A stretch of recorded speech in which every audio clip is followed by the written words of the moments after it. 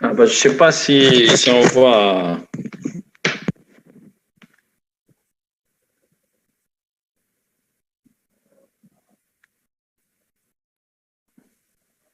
Bon, maintenant, oh, ça y est, ça vient, hein. Bon, j'entends pas très bien, mais On j'espère voit qu'on. tes plaques, hein. J'entends rien, mais c'est pas grave. Donc, bonjour tout le monde. Allô? Ah, d'accord, je vais commencer. Oh, le diaporama est visible. C'est bon, ok.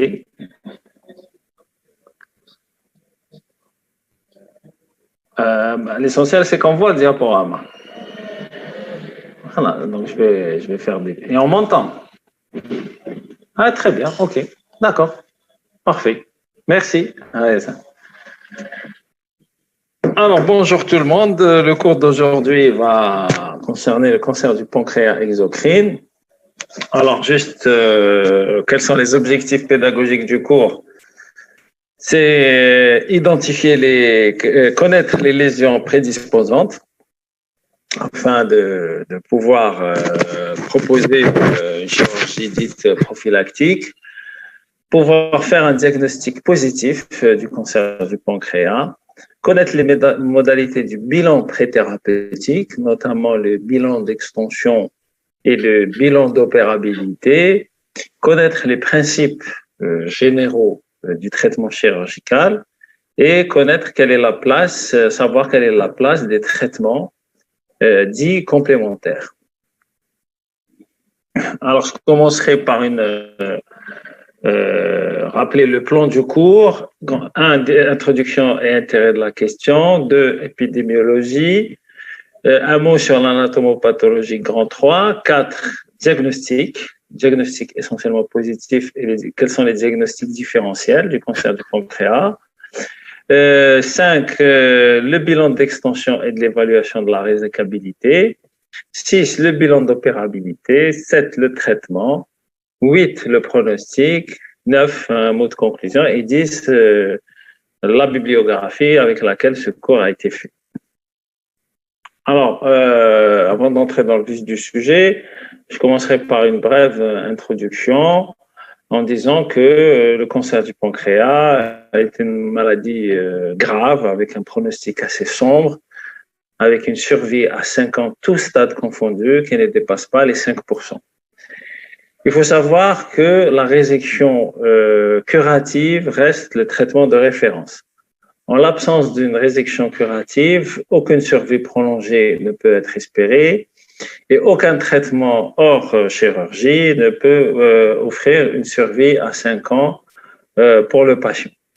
Donc, après une chirurgie dite curative, c'est-à-dire une chirurgie complète, réséquant la tumeur et les relais ganglionnaires, et lorsqu'elle est bien faite, l'espérance de survie peut atteindre 25% des cas. L'amélioration récente concerne essentiellement les traitements d'induction, dites chimiothérapie d'induction, des fois associées ou pas à une radiothérapie, mais actuellement, il existe des molécules de chimiothérapie de plus en plus performantes et de plus en plus efficaces qui peuvent amener de plus en plus de malades à une chirurgie d'exérèse dite curative. Un mot sur l'épidémiologie. L'incidence du cancer du pancréas est en nette augmentation, notamment en Occident. Et actuellement, certaines études prédisent que le cancer du pancréas, d'ici 2025, voire 2030, pourra atteindre le 3e rang des cancers digestifs. Les cancers du pancréas touchent avec prédilection les patients âgés, en général de plus de 60 ans, avec un sexe ratio de 1,5. À prédominance, bien sûr, masculine. Alors, sur le plan de l'épidémiologie, les facteurs de risque exogènes sont essentiellement par par ordre décroissant, le tabac en première position, l'obésité et le diabète. Les facteurs de risque endogènes concernent essentiellement les formes avec prédisposition génétique qui concernent 5 à 10% des patients. Alors, deux maladies héréditaires qui sont le cancer pancréas familial ou le CAPAFA qui est dû à une mutation du gène dit paladin et la pancréatite chronique héréditaire qui augmente le risque cumulé de développer de cancer de 40%. Chez ces malades-là, il existe un risque cumulé de développer un cancer très élevé. Donc, ces malades qui sont porteurs de ces mutations-là nécessitent une prise en charge spécifique. Les syndromes associés au cancer du pancréas sont les syndromes du cancer du sein et de l'ovaire familiaux, le syndrome du mélanome familial multiple, le syndrome de Peutz-Jeghers, le syndrome de Lynch et le syndrome de Li-Fraumeni. Lorsqu'il existe, le cancer du pancréas peut faire partie d'une maladie syndromique, notamment de ces syndromes que je viens de citer. Les facteurs de risque endogènes, dans les facteurs de risque endogènes, il y a aussi les lésions précancéreuses, ce qu'on appelle les lésions prédisposantes, et qui, lorsqu'elles sont diagnostiquées, peuvent relever d'une chirurgie d'exérèse qui est dite préventive, ou ce qu'on appelle des pancréatectomies dites préventives.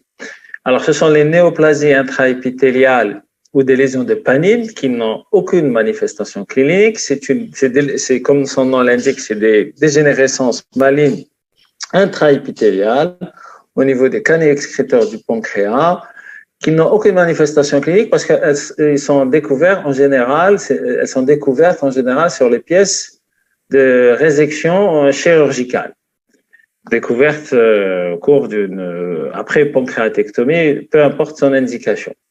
Les autres lésions prédisposantes qui sont les tumeurs kystiques mucineuses, les tumeurs intracanalaires papillaires et mucineuses du pancréas ou TIPMP, qui sont des dilatations kystiques des canaux pancréatiques, qui soient les canaux secondaires ou le canal principal, dilatations kystiques avec des tumeurs qui sont dites intracanalaires, papillaires et qui sécrètent du mucus.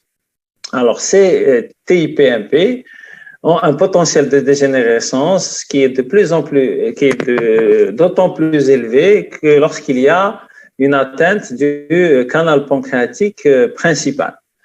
Lorsqu'il y a une atteinte des canaux secondaires, ces lésions kystiques sont à faible potentiel de dégénérescence, donc ne nécessitent pour la plupart des cas qu'une surveillance. A contrario, lorsqu'il y a une atteinte du canal pancréatique principal, le risque de dégénérescence dépasse les 20%, donc ces lésions sont candidates à des exérèses préventives.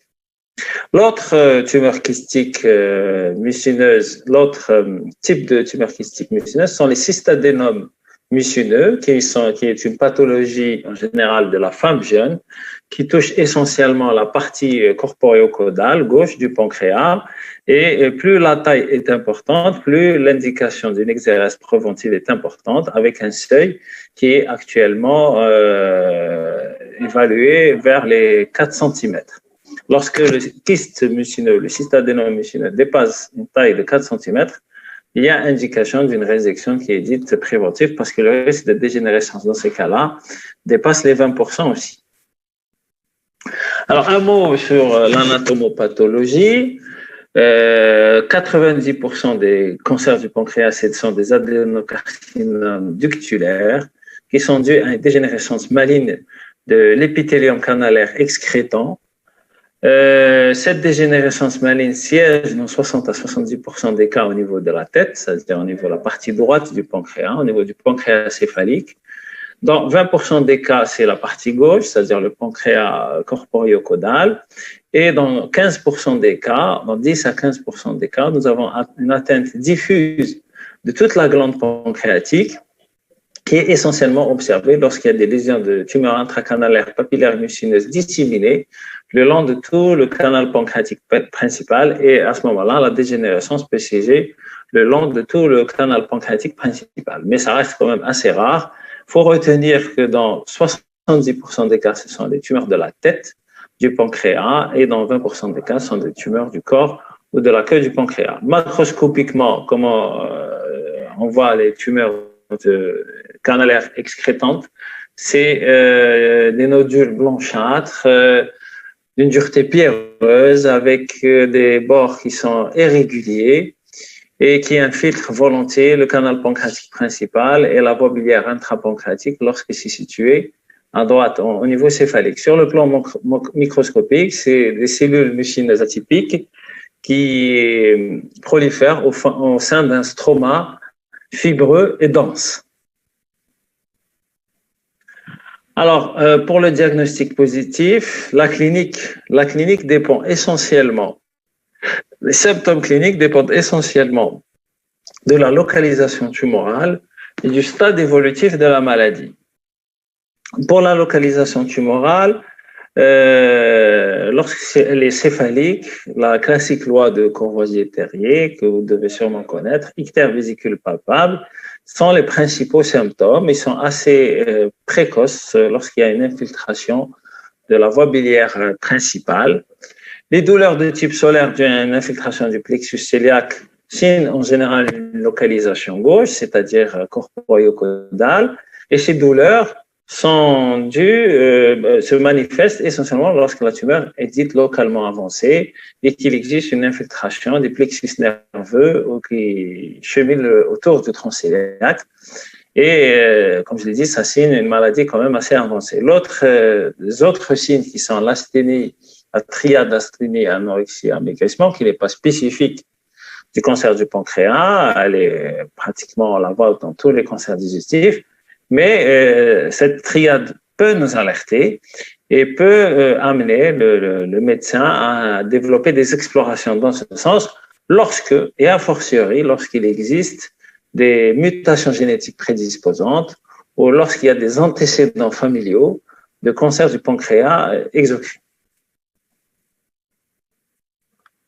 Voilà, comme je l'ai dit, lorsqu'il y a des formes, lorsqu'on est devant une forme génétique, de l'intérêt du dépistage, quand est-ce qu'on doit rechercher systématiquement un cancer du pancréas exocrine au niveau de la famille du patient, lorsqu'on a le patient a plus de deux apparentés atteints d'un adénocarcinome du pancréas, dont au moins un qui est apparenté au premier degré ou ayant une mutation germinale d'un gène de prédisposition. Lorsqu'il existe plus de deux parents apparentés atteints d'un adénocarcinome du pancréas, ou lorsque au moins un est apparenté aux deux autres au premier degré, ou lorsqu'on est devant un syndrome de Peutz-Jeghers, qui est une polypose gastro-intestinale associée, une polypose amartomateuse, qui est associée à une polypose intestinale associée à des taches lenticulaires péribuccales de couleur marron. Donc, quand on est devant ce syndrome qui touche en général les sujets jeunes, on doit rechercher systématiquement chez les apparentés, et a fortiori les apparentés du premier degré, un adénocarcinome du pancréas. Maintenant, pour la biologie, essentiellement, les signes biologiques dépendent aussi de la localisation tumorale. Lorsqu'on a une localisation céphalique, c'est essentiellement l'ictère avec cholestase, une augmentation de la bilirubine totale, phosphatase alcaline gamma-GT, bien sûr, l'ictère et le cutanéo-muqueux, c'est un ictère de type cholestatique avec urine foncée et sel décoloré qui se manifeste biologiquement par un syndrome de cholestase. Avec aussi, on peut avoir une aggravation du diabète. Alors, lorsque le patient est diabétique, qui n'était pas sous insuline, il devient insulinodépendant, ou le patient qui n'était pas connu diabétique, là, on sera devant un diabète inaugural avec une glycémie qui sera, une hémoglobine glyquée qui sera supérieure à la normale et aussi une glycémie qui sera difficile à gérer sans avoir recours à l'insuline. Une hyperglycémie difficile à gérer sans avoir recours à l'insuline, notamment chez les diabétiques de type 2. L'imagerie reste l'examen de première intention, l'échographie, pardon, reste l'examen de première intention. Alors, l'échographie ne visualise pas directement la tumeur, elle recherche essentiellement des signes indirects, ce qu'on appelle des dilatations canalaires due à une obstruction tumorale. Cette dilatation canalaire peut concerner le canal de Wirsung de façon isolée lorsque la tumeur elle est corporéo-caudale, ou elle peut concerner le canal de Wirsung associé aux voies biliaires extra- et intrahépatique lorsque la localisation tumorale est céphalique. Ces signes indirects doivent alerter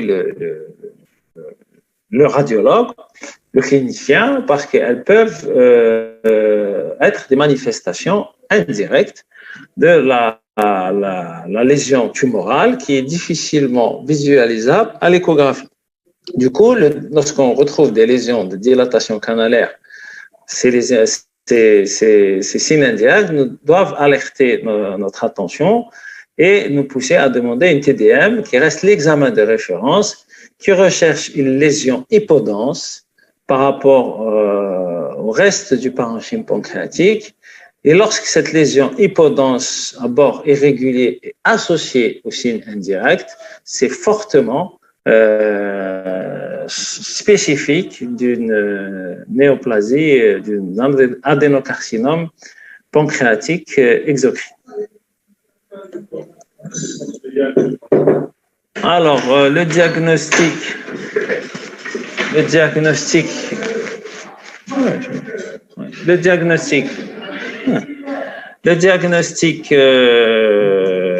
peut, après l'échographie et le scanner, on peut avoir recours à d'autres examens lorsqu'il existe des lésions qui sont difficilement caractérisables au scanner.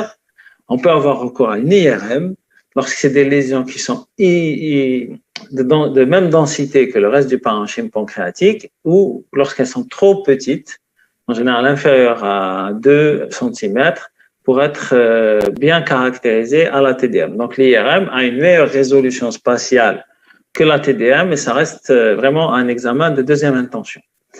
L'échoendoscopie a un rôle essentiellement pour avoir des prélèvements lorsqu'elle est associée à la ponction ou à la biopsie, pour avoir des prélèvements à visée cytologique ou histologique, notamment lorsqu'on veut proposer aux patients des traitements d'induction. Mais sinon, une lésion hypodense au scanner associée à une dilatation canalaire, soit du canal pancréatique principal ou des voies biliaires ou des voies biliaires intra- et extra-hépatiques, reste un signe pathognomonique de cancer du pancréas exocrine. Maintenant, il faut savoir aussi qu'est-ce qui n'est pas un cancer du pancréas exocrine. Les trois principaux diagnostics différentiels sont la pancréatite auto-immune dans sa forme pseudotumorale, qui est la principale cause d'erreur diagnostique et la principale cause de pancréatectomie pour cancer non abusif, on va dire. Il y a aussi les tumeurs du pancréas endocrine. Comme vous savez que le pancréas est une composante exocrine et une composante endocrine. Les tumeurs neuroendocrines sont des tumeurs qui sont de meilleurs pronostics que les cancers du pancréas endocrine, mais qui ont une toute autre sémiologie. Donc, il faut y penser lorsqu'on a une masse solide du pancréas. Et il y a aussi les métastases pancréatiques. Il faut savoir que les métastases pancréatiques existent, qu'elles peuvent être très métachrones, c'est-à-dire survenir des années après le cancer primitif, notamment en cas de cancer du rein ou carcinome rénal, carcinome à cellules claires, et peuvent apparaître jusqu'à 10 ans, voire 15 ans après la cure chirurgicale d'un carcinome rénal. Donc, toujours penser à ces diagnostics différentiels lorsqu'on est devant une masse solide du pancréas. D'où l'intérêt d'avoir recours lorsqu'on n'est pas sûr du diagnostic, lorsque les caractéristiques sémiologiques et radiologiques ne sont pas claires, à avoir recours à l'échoendoscopie, comme je l'ai dit ici, pour faire des prélèvements à visée cytologique et histologique. Maintenant, lorsqu'on a fait le diagnostic positif du cancer du pancréas exocrine, il faut faire un bilan d'extension de la maladie. Le bilan d'extension doit être local, régional et à distance. Le bilan d'extension, il est clinique avant tout, un examen clinique complet à la recherche de métastases, notamment hépatiques, à la recherche d'une hépatomégalie, la palpation abdominale, à la recherche d'une ascite et à la recherche de nodules de carcinose péritonéale. Sans oublier aussi le toucher rectal qui est très important, qui peut palper des nodules péritonéaux, notamment une petite sac de Douglas, et lorsqu'ils sont présents, ça signe une carcinose péritonéale et d'emblée, nous sommes devant une maladie métastatique. Sans oublier aussi la palpation des aires ganglionnaires, cervicales, susclaviculaires, axillaires, inguinales, à la recherche de métastases ganglionnaires, notamment le ganglion susclaviculaire gauche ou le ganglion de Troisier, qui signe aussi une maladie très évoluée, métastatique. Sur le plan de la biologie, on dose aussi l'antigène carbohydrate, ou CA19-9, qui est difficilement interprétable lorsqu'on a une cholestase clinique et biologique, ou lorsqu'on est devant le cas d'une pancréatite chronique, ou lorsqu'il y a un autre cancer digestif qui est associé, mais qui peut renseigner sur l'évolution de la maladie sur le plan local et systémique. Et ce CA19-9, lorsqu'il dépasse les 250 unités par millilitre, il signe en général une maladie locale non résécable. Et lorsqu'il dépasse les 1000 unités par millilitre, ça signe en général une maladie métastatique. Donc, peut apporter un renseignement assez contributif de l'évolution de la maladie sur le plan loco-régional et sur le plan systémique. Bien sûr, comme pour le diagnostic positif, pour le bilan d'extension, l'examen de référence reste la TDM, thoraco-abdominopelvienne, avec des séquences abdominales qui doivent être centrées sur la glande pancréatique, avec des coupes fines qui ne doivent pas dépasser les 1 mm, en 3 phases, une phase sans injection de produits de contraste et une phase dite artério-parenchymateuse avec une injection artérielle, avec une opacification artérielle et une phase veineuse avec une opacification mésentérique aux portes. Cette TDM triphasique avec des temps abdominaux centrés sur le pancréas et l'examen de référence. Bien sûr, il doit être associé à cet examen des reconstructions vasculaires, notamment des axes artériels majeurs, cœliaques et aortomésentériques, à la recherche d'une éventuelle contre-indication lorsqu'il existe une infiltration des gros vaisseaux, notamment l'artère mésentérique supérieure, la veine mésentérique supérieure et la veine porte, pour le pancréas céphalique, l'artère mésentérique supérieure et le tronc cœliaque pour le pancréas gauche, corporeo-caudal, et ces reconstructions vasculaires permettent aussi de rechercher d'éventuelles variations anatomiques qui peuvent modifier la stratégie opératoire, notamment la naissance des artères hépatiques ou l'existence d'un ligament arché qui sténose le tronc cœliaque qui peuvent être source de complications post-opératoires. Bien sûr, l'imagerie par TDM thoraco-abdominopelvienne permet d'évaluer la résicabilité locale et régionale, mais aussi permet de rechercher des métastases à distance, hépatiques essentiellement, pulmonaires, osseuses et péritonéales.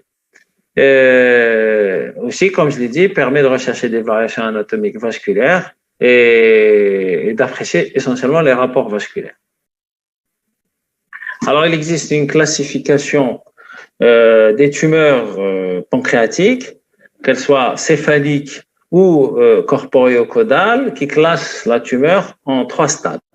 Le stade résécable, lorsqu'il n'y a pas une atteinte de l'axe veineux mésentérique aux portes ou une atteinte très limitée, inférieure à 180 degrés, lorsqu'il n'y a pas d'atteinte artérielle de l'artère mésentérique supérieure, de l'artère hépatique commune et du tronc cœliaque, cette tumeur est classée résécable au scanner. Donc, ces malades-là sont candidats à une chirurgie d'exérèse de prime abord.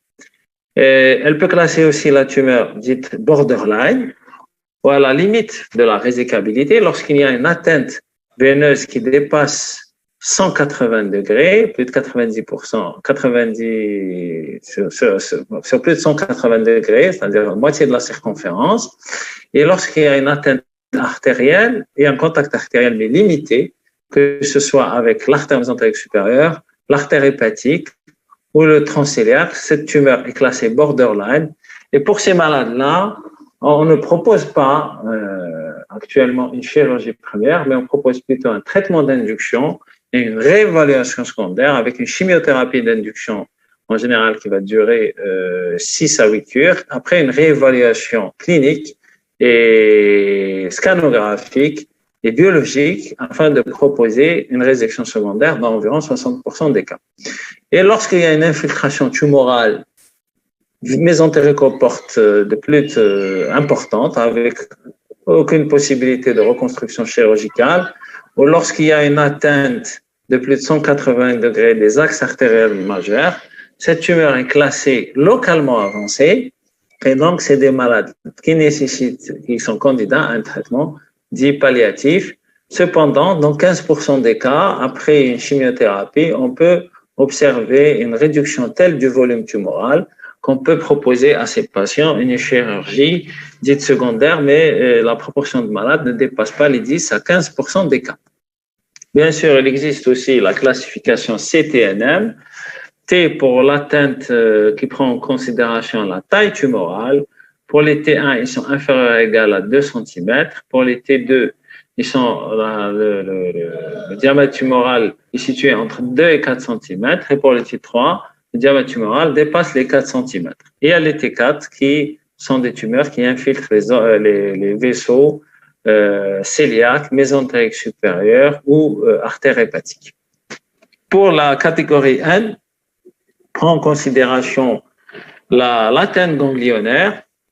Alors, lorsqu'il y a une atteinte de 1 à 3 ganglions régionaux, c'est le maladie classé N1. Lorsque l'atteinte dépasse 4 ganglions régionaux, le patient est classé N2. Et le M, la catégorie M, c'est pour les métastases. Alors, les M0 sont des malades qui sont non métastatiques et les M1 sont des malades qui ont des métastases à distance, soit hépatiques, soit pulmonaires, soit péritonéales, soit osseuses. Donc, il faut savoir qu'il est admis que le traitement chirurgical du cancer du pancréas exocrine ne s'adresse pour les malades qui sont classés que pour les malades qui sont classés M0. Les malades qui sont M1 ne bénéficient pas d'une exérèse chirurgicale. Ils sont candidats à un traitement dit palliatif. Donc, cette classification TNM, il y a surtout un but pronostique, mais qui n'intervient pas dans la stratégie de traitement, car c'est la classification du NCCN, ce qu'on appelle le National Comprehensive Cancer Network, qui pose l'indication chimiothérapie suivie de chirurgie lorsque la tumeur est classée borderline à la limite de la résecabilité, ou lorsqu'il existe une tumeur localement avancée et les malades sont candidats à une chimiothérapie dite palliative. Donc, c'est cette classification TNM a surtout un but pronostique. Voilà, juste un exemple de scanner avec une tumeur de la tête du pancréas qui est située ici, qui est une lésion hypodense. Elle est située au niveau du petit pancréas de Winslow. Cette lésion hypodense qui a des limites qui sont irrégulières, qui a un contact avec la veine mésentérique supérieure sur moins de 180 degrés et qui semble épargner l'artère mésentérique supérieure sur 360 degrés. Cette tumeur est classée actuellement clairement résecable et c'est un malade qui est candidat à une chirurgie curative de première intention. En première intention. Bien sûr, après avoir évalué l'extension métastatique et l'extension leucorégionale en évaluant essentiellement les rapports vasculaires à la TDM, il faut faire un bilan d'opérabilité pour le patient en évaluant son état nutritionnel, son état cardiovasculaire, son état respiratoire, sa fonction rénale et hépatique, tout ça par un bilan biologique complet, une échocardiographie s'il existe des antécédents cardiovasculaires, des examens qui visent à évaluer la fonction respiratoire, notamment un EFR, une exploration fonctionnelle respiratoire, et classer le malade selon la classification de l'American Association of Anesthesiology, Society of Anesthesiology, ou selon la classification OMS, ou selon la classification de Karnofsky. Tout ça pour sélectionner les malades qui sont aptes à bénéficier d'une chirurgie qui est quand même considérée comme une chirurgie assez lourde.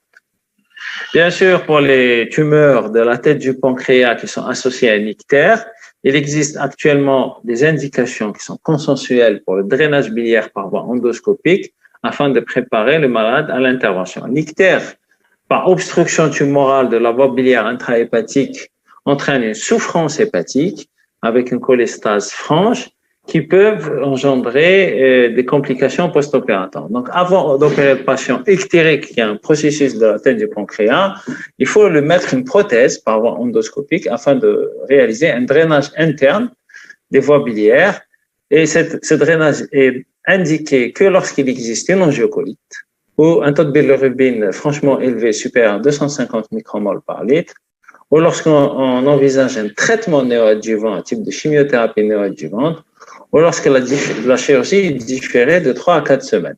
Pour tous ces cas, il y a une indication d'un drainage biliaire préopératoire afin de préparer le patient à l'intervention. Dans les autres cas, il faut opérer d'emblée le malade. Alors, j'en arrive au traitement. Quels sont les buts du traitement chirurgical, essentiellement du cancer du pancréas exocrine? Car je le rappelle, seule la chirurgie curative R0 permet une chirurgie prolongée des patients que lorsqu'elle est bien réalisée, elle peut atteindre 25%. Alors, le but du traitement, c'est réaliser une exérèse R0. Alors, je dis exérèse R0. Qu'est-ce que ça veut dire R0? C'est avec zéro résidu microscopique et macroscopique, c'est-à-dire une exérèse complète de la tumeur et de ses relais ganglionnaires avec un curage ganglionnaire régional. Il faut rétablir la continuité digestive, notamment lorsqu'on réalise une résection droite en portant une partie du tube digestif. Il faut éviter et réduire les complications post-opératoires et assurer une bonne qualité de vie pour le patient. Traitement. Les méthodes.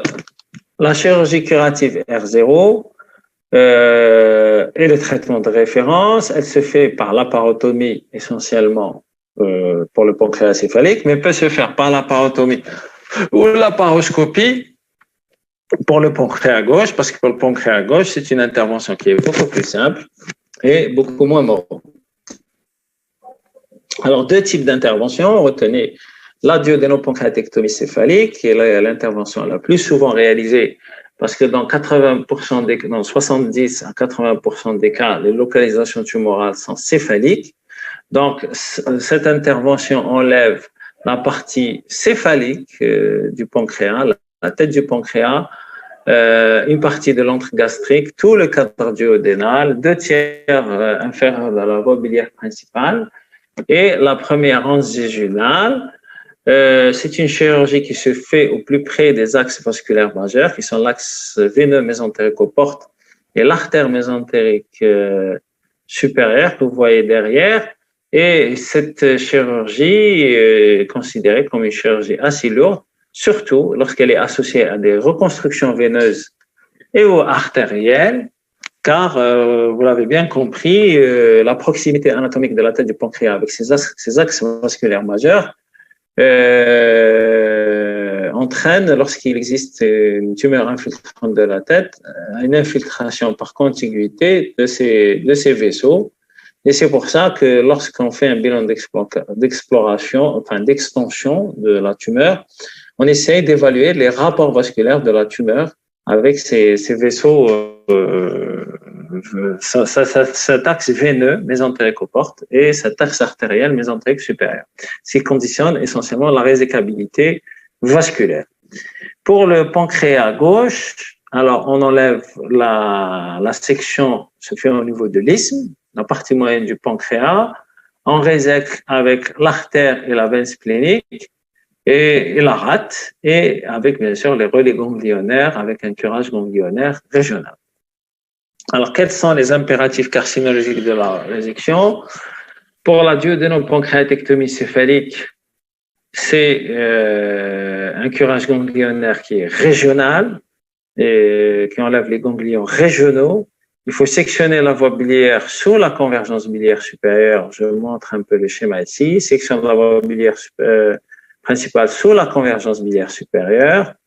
Il faut sectionner le pancréas à gauche de l'axe mésentérique aux portes. Voilà, le pancréas qui est sectionné ici à gauche de l'axe mésentérique aux portes.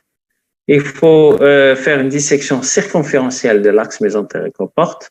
Je le remontre sur le schéma. On voit l'axe mésentérique aux portes en bleu qui est disséqué de façon circonférentielle.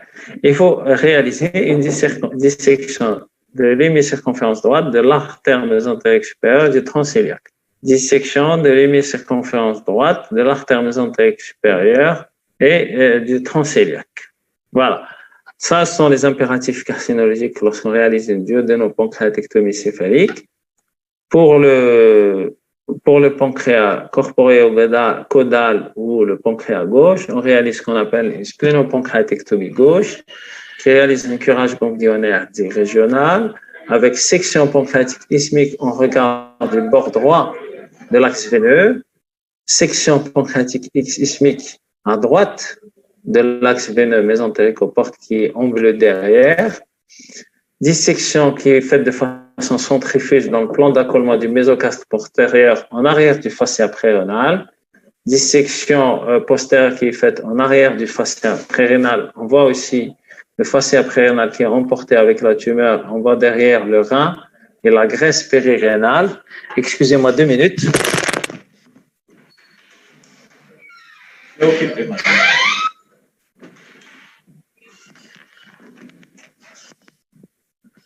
Voilà, en arrière du fascia prérénal. Et résection du tissu cellulogresseux rétropancréatique avec mise à nu du bord gauche de l'artère mésentérique supérieure du transcéliaque. Et là, on voit le transcéliaque qui est complètement squelettisé et le bord gauche de l'artère mésentérique supérieure qui est aussi bien squelettisé et bien visible.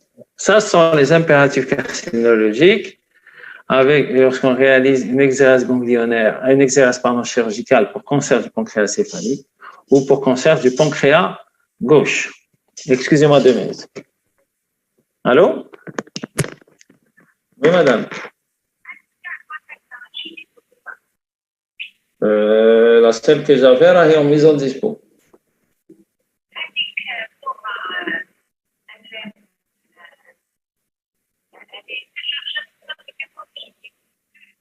شوفي مدام عرفت نعطيك النيميرو تاعها طيب parce que là je suis en train de donner un cours pour les externes sur Zoom.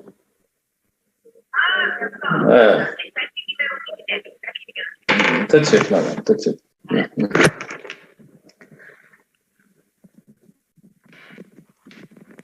Alors excusez-moi 2 minutes.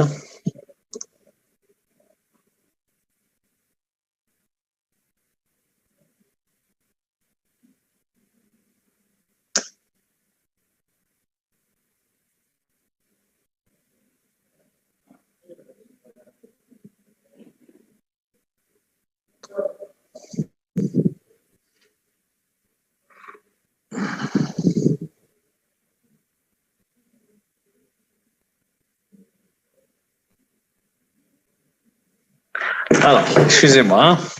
Donc, je continue. Lorsqu'on fait une exérèse chirurgicale pour cancer du pancréas droit, avec une duodénopancréatectomie céphalique ou cancer du pancréas gauche avec une splénopancréatectomie gauche, on enlève les relais ganglionnaires avec un curage ganglionnaire qui est régional. Voici en gris les relais ganglionnaires régionaux du pancréas céphalique et en blanc les relais ganglionnaires régionaux du pancréas corporéo-caudal. Bon, je n'insiste pas sur ça. Il faut connaître actuellement que la résection de la lame rétroporte, qui est une cloison conjonctive dense rétrovasculaire unissant le bord le bord gauche du petit pancréas du Winslow, de processus insinuus avec l'axe mésentérique supérieur, constitue la marge rétropéritonéale, qui est une marge qui est la plus souvent infiltrée par le cancer, c'est-à-dire que les cellules tumorales vont aller se disséminer le long de cette marge, et c'est la marge la plus importante sur le plan diagnostique, et que le chirurgien, une fois qu'il enlève la pièce opératoire, doit l'ancrer avec une couleur qui est ancrée en rouge ici sur la photo de droite. Et cette marge parce que il faut savoir que le front d'invasion tumorale de l'adénocarcinome canalaire du pancréas exocrine se fait par des cellules qui sont dispersées le long de cette marche et que l'anatomopathologique va évaluer l'intégrité de cette marge de résection ce n'est que comme ça qu'on saura que l'exérèse a été complète et avec résidu microscopique qui est nul, c'est-à-dire une résection dite R0, avec zéro résidu microscopique. Bien sûr, après avoir fait une duodénopancréatectomie céphalique, il faut rétablir la continuité digestive parce qu'on résèque, comme je l'ai dit, tout le cadre duodénal, une partie distale de l'estomac ou la première anse jejunale.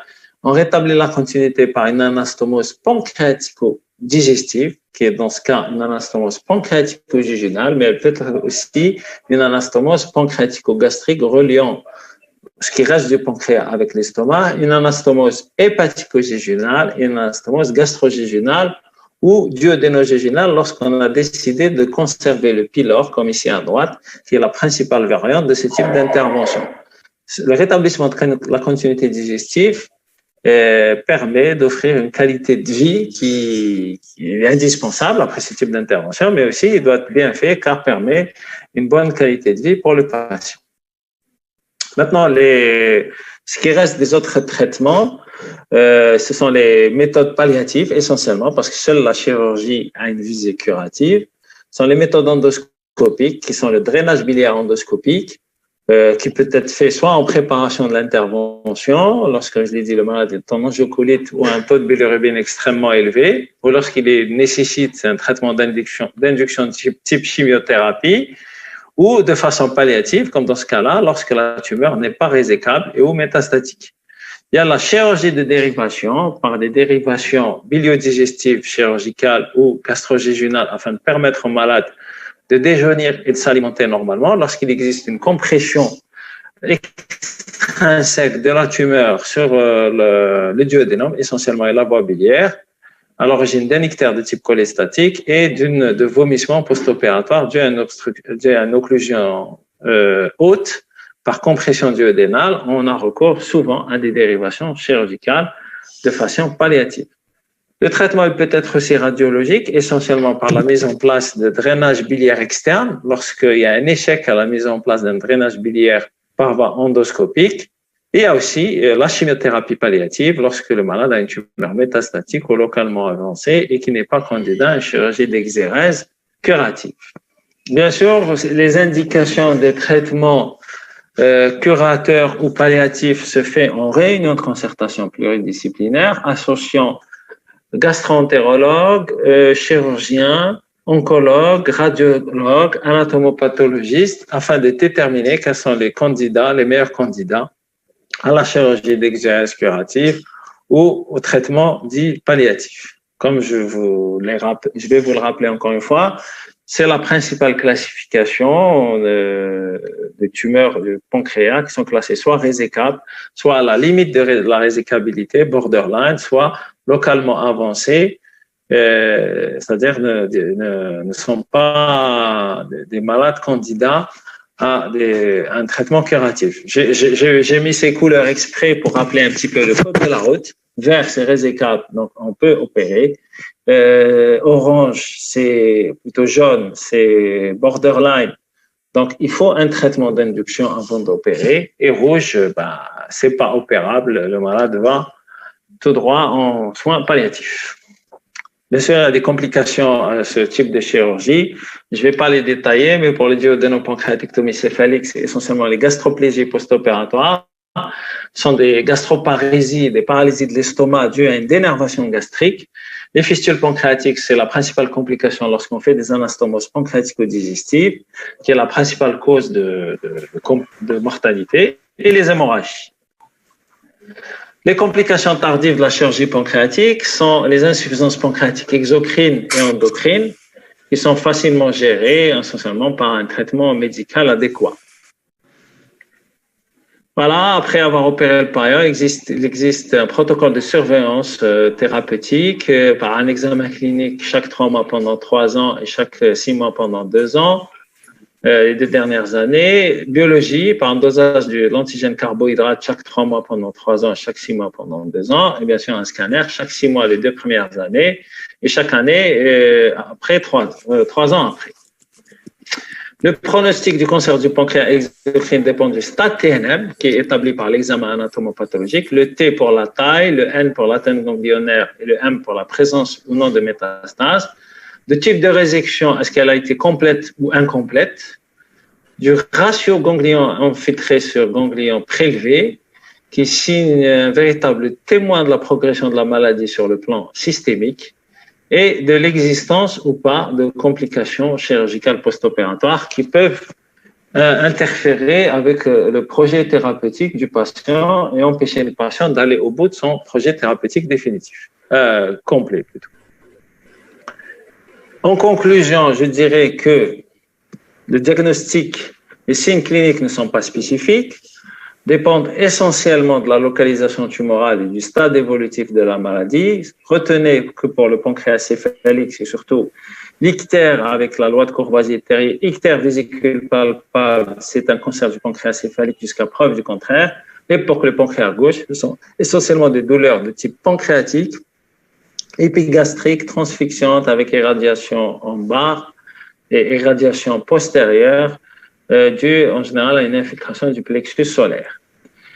Le diagnostic positif et le bilan d'extension, l'examen de référence reste la tomodensitométrie ou scanner thoraco-abdominal injecté avec des séquences abdominales centrées sur le pancréas triphasique, que le projet thérapeutique doit être établi en réunion de concertation pluridisciplinaire associant les différents acteurs dans la prise en charge du patient, que la chirurgie reste de principal traitement, de référence, et ce n'est qu'après chirurgie R0, c'est-à-dire complète sur le plan microscopique et macroscopique, qu'on peut espérer une survie à 5 ans dans une proportion de 25% des cas, et que la prévention, c'est essentiellement les dépistages des formes génétiques et des lésions prédisposantes qui sont essentiellement les tumeurs kystiques mucineuses, les tumeurs intracanalaires papillaires et mucineuses du pancréas et les cystadénomes mucineux du pancréas qui doivent être opérés en prévention avant qu'il y ait une dégénérescence maligne de ces lésions. Voilà la bibliographie avec laquelle ce cours a été établi. Si vous voulez approfondir un peu vos connaissances, vous pouvez la consulter et étoffer un peu ce cours. Et voilà, je vous remercie. J'espère que j'ai fait un peu le tour de la question. Je ne sais pas s'il y a si on peut voir les questions. Oui, il y a des questions. Hein. Vous avez des questions. D'accord, donc voilà.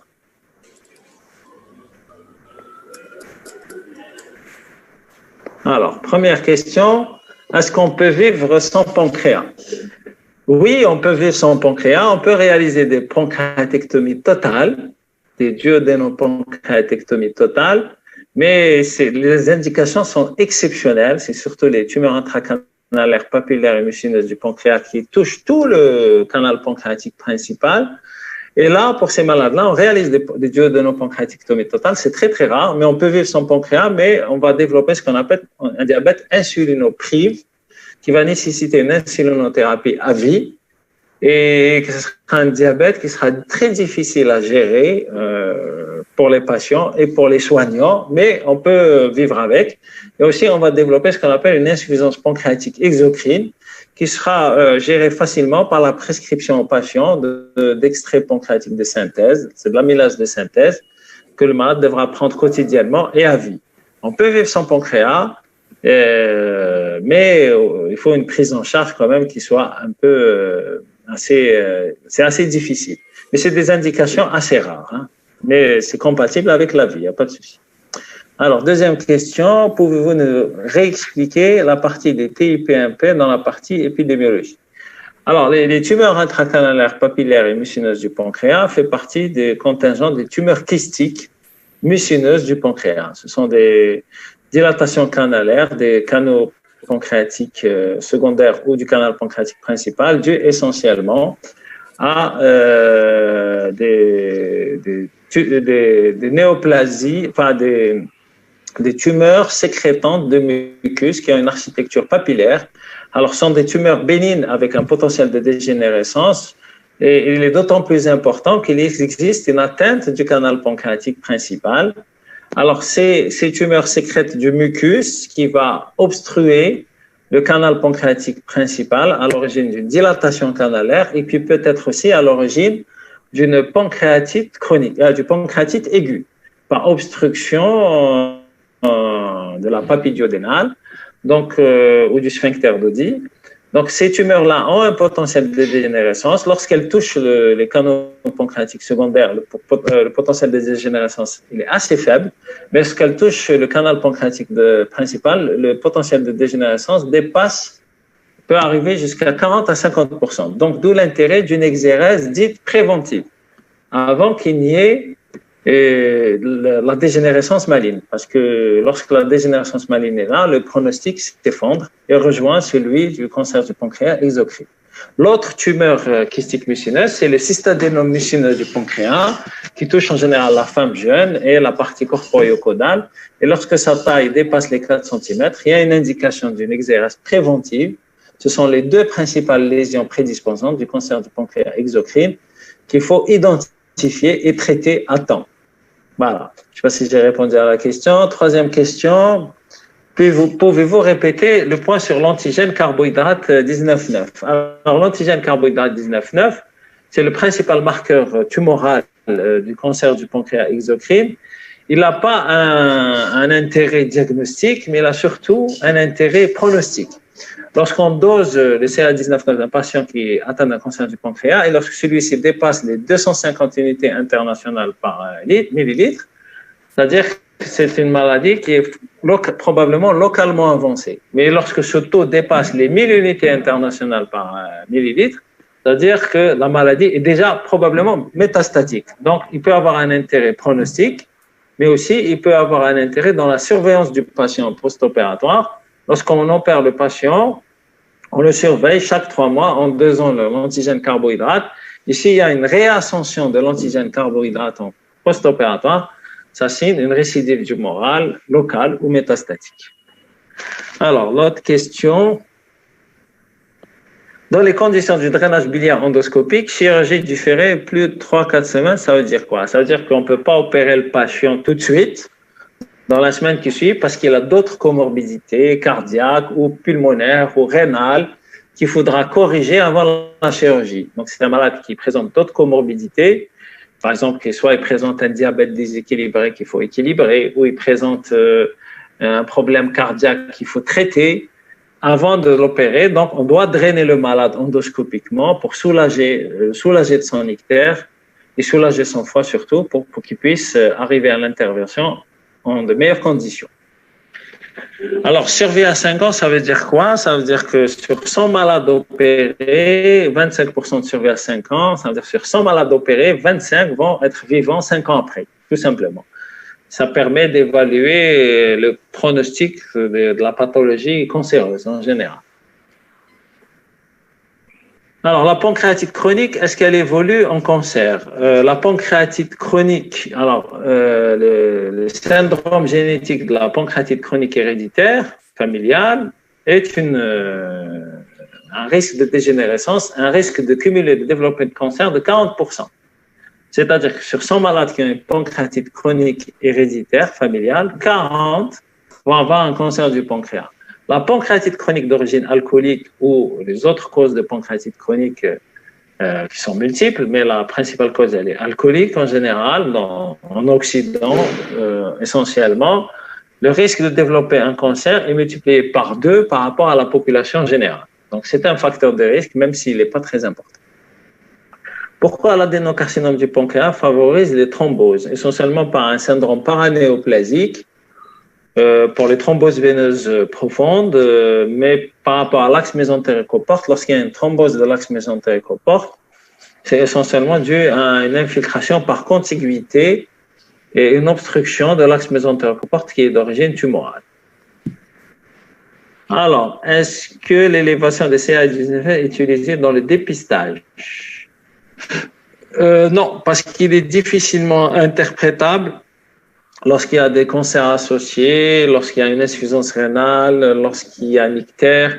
Donc, il faut l'utiliser avec précaution, pas pour le dépistage. Pour le dépistage, c'est essentiellement le scanner injecté. Un scanner pancréatique, c'est le meilleur examen de rechercher un cancer du pancréas exocrine. Non, ça a plus un but pronostique, parce que quand il est élevé, en général, ça signe, quand il est très élevé, c'est-à-dire à plus de 250, ça signe une maladie qui est quand même assez évoluée. Et le principe du dépistage, c'est de détecter la maladie avant qu'elle n'arrive à un stade évolué. Souvent, s'il vous plaît, quels sont les autres signes indirects à l'échographie, mis à part la dilatation? C'est les seuls signes indirects, c'est la dilatation canalaire, pancréatique, du canal pancréatique principal, ou associée aux voies biliaires extra-hépatiques et intra-hépatiques. Lorsqu'il y a une lésion hypodense pancréatique associée à une dilatation canalaire, c'est un cancer du pancréas dans plus de 95% des cas. Donc, c'est des lésions très évocatrices de cancer. La dilatation canalaire doit toujours nous alerter lorsqu'on fait une échographie. C'est pour ça que pour les lésions céphaliques, on a de l'ictère parce qu'il y a une obstruction de la voie biliaire, une dilatation d'amont et un ictère cholestatique. Alors, en cas de DCP, c'est plutôt DPC, de duodénopancréatectomie céphalique, est-ce qu'on doit obligatoirement associer une splénectomie? Non. Non, la splénectomie doit être obligatoirement associée en cas de splénopancréatectomie gauche. Lorsqu'on fait une DPC, on ne touche pas à la rate, comme je l'ai montré sur le schéma. Est-ce que l'ictère persiste après la résection? Non. Lorsqu'on enlève quand on fait une duodénopancréatectomie céphalique, on rétablit la continuité par une anastomose biliodigestive. Et s'il y a un ictère qui persiste, c'est-à-dire que c'est un problème de montage chirurgical. Il n'y a pas d'ictère après une duodénopancréatectomie céphalique. Alors, le traitement chirurgical est à apprendre. Non, il faut apprendre les deux principales techniques. Et voilà, c'est tout. Une place très réduite pour la duodénopancréatectomie totale, c'est pour ça que j'en ai pas parlé.